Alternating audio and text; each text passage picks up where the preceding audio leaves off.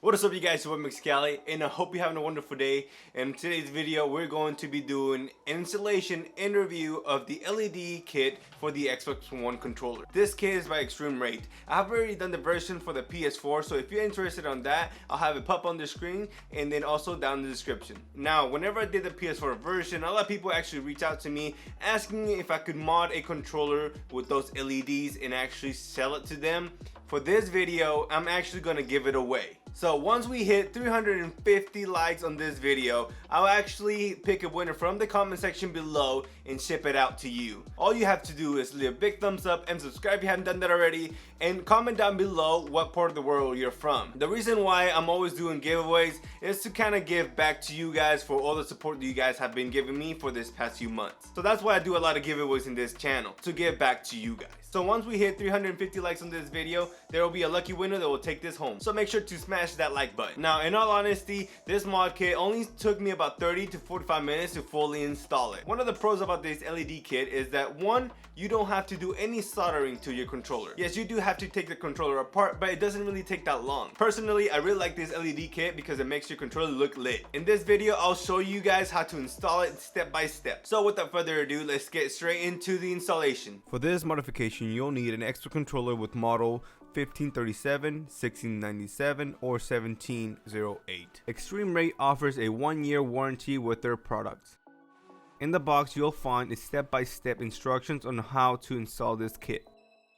You'll also find these stick-on LEDs, some extra screws in case you lose them, along with the replacement buttons and all the tools you'll need for this installation.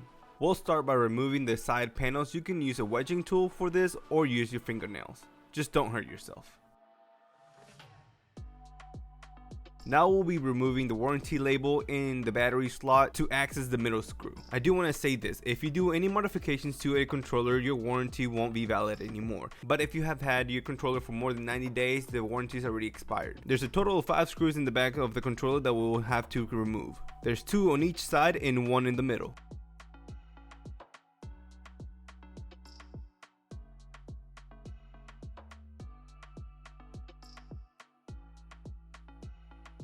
Now we can remove the faceplate, following by removing the D-pad guard. To remove it, lift the bottom part up and it will come off. Then remove the analog sticks and the D-pad.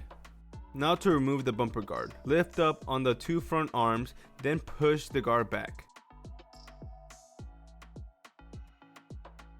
Following by removing the bumpers and the sync button.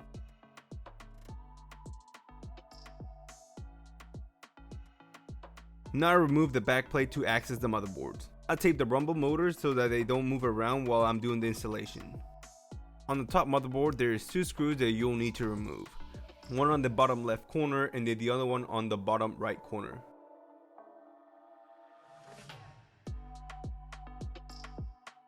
In between the 2 motherboards, you'll find the headphone jack. Just set it aside for now. Now on the top of the bottom motherboard, there is 4 screws that we'll need to remove.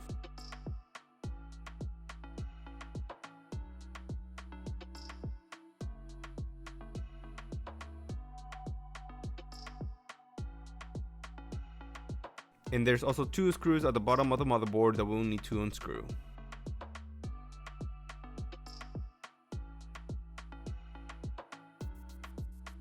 Once that's done, we can lift the motherboards and access the buttons. We'll start by removing the button guard, following by removing all the buttons and replace them with the ones that we got in the kit. Now we'll move to the LEDs. On the right side of the flex LEDs, there is a socket where you'll be plugging in the flex cable. Make sure to close the socket so that the flex cable doesn't come off. Now it's time to peel the back of the LED flex. The LEDs are going to be sticked onto the bottom motherboard. Make sure to line these openings to the ones on the LED flex panel.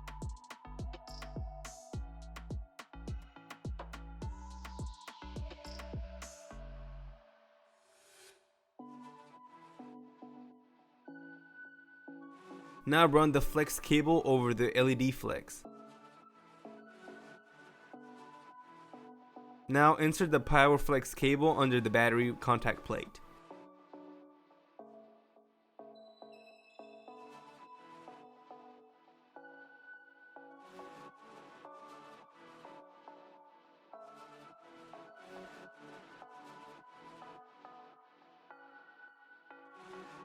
Now cut 2 pieces of paper or thin cardboard to insert under the flex cable for a tight connection.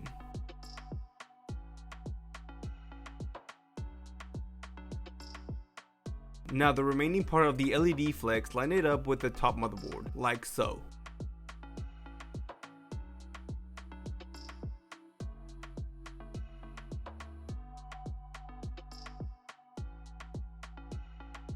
And now it's time to replace the buttons that came in the LED kit.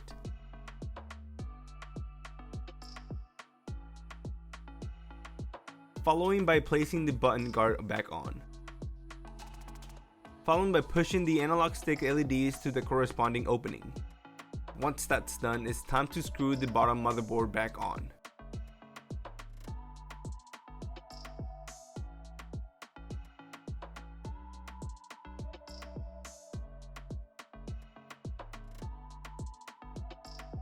Along with placing the headphone jack back in place.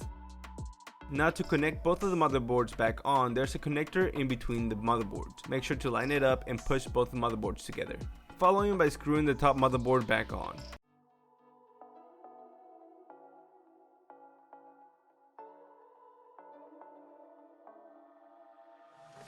And removing the tape from the rumble motors.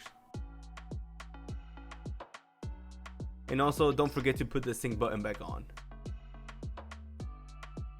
To put the bumpers back on, align it with the sync button and then press down the triggers. Following by placing the bumper guard back on.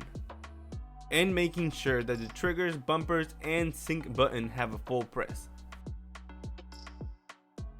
Now we can put the back plate back on. Make sure that the battery contact plates fit back in place. Once that's done, we'll be placing the LED rings on the analog sticks.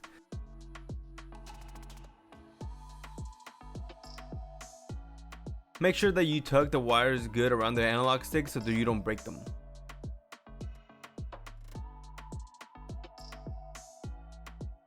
And now we can put on the clear analog sticks that were included in the kit, along with the D-pad that was also included in the kit.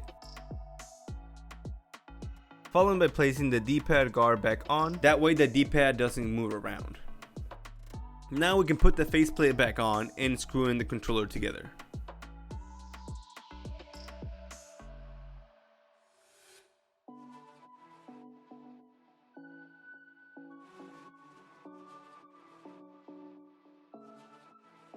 Following by placing the side panels back on, and do make sure to press down hard on the panels. To turn the LEDs on and off, hold down the options button for 5 seconds. To cycle through the colors available, press down the options button and the view button at the same time. In my honest opinion, this is a pretty cool mod, but the A, B, X, Y buttons are not as bright as I thought they would be. Of course, it really depends on the battery life, but even at full charge, they're not as bright as I thought they would be. And in comparison to the PS4 version, even at a low battery level, it's still brighter than the Xbox version. This LED mod kit also comes in a clear version where all the buttons are see-through. I personally don't have that one on hand or have used it before, but I feel like it will be brighter than this one since it doesn't have anything to cover the light. This LED kit has a few pros and a few cons to it. One of the cons is that yes, it's gonna drain your battery faster. So if you actually have a wired connection to your Xbox, you don't actually need to do anything because pretty much it's being powered the whole time. To operate this LED mod kit, it's very simple. All you have to do is hold the options button for 5 seconds and it'll turn on. We'll wait for it and it's lit up. And to change the colors, you pretty much press the options button and the view button at the same time and it'll change colors. There are 7 different colors that you can change to, and also it has a fast blink and a slow blink at the end. This one being the slow blink and this one being the fast blink. To turn the LED mod kit on and off, all you have to do is press the options button for 5 seconds and it'll turn off. This is not really much of a con, but one of the things that you have to remember that whenever you turn the LED mod kit off and you turn it back on, it's always going to start on red. So if you did enjoy this video, make sure to leave a big thumbs up and subscribe if you haven't done that already. This was your boy MexzCali, and I'll see you guys on the next one. See ya. This kit was for This kit is from eXtremeRate. They were kind enough. This kit is from eXtremeRate. They were kind enough to send one my way so I can show you guys to install